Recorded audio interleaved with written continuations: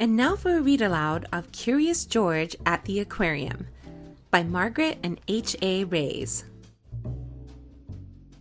This is George. He was a good little monkey and always very curious. Today, George and the man with the yellow hat were visiting the aquarium. "George," said the man, "please wait here while I buy the tickets." George tried to wait, but he was so excited. What was inside? He wanted to look over the walls, but they were too high. Just then, he heard a splash and a whoosh. Water flew high into the air. People cheered. What could that be? George was curious. He hopped over the gate into the aquarium.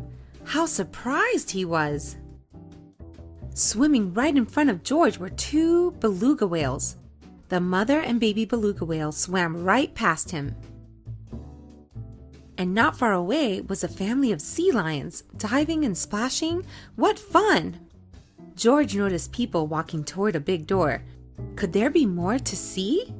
He followed the crowd. Now where was he? It was darker inside and there were fish everywhere.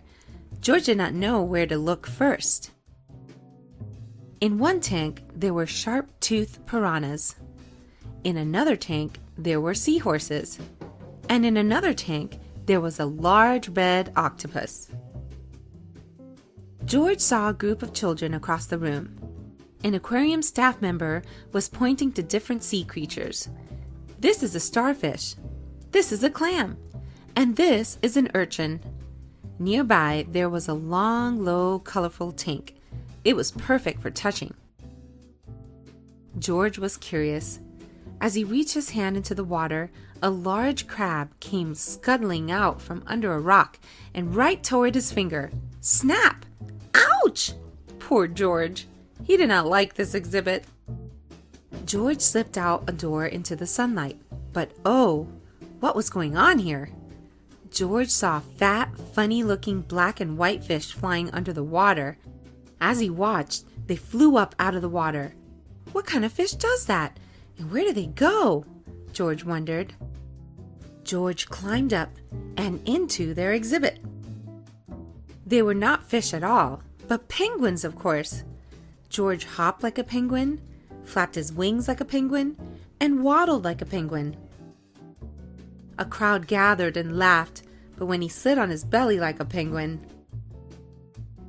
The aquarium staff stopped by to check on the penguins.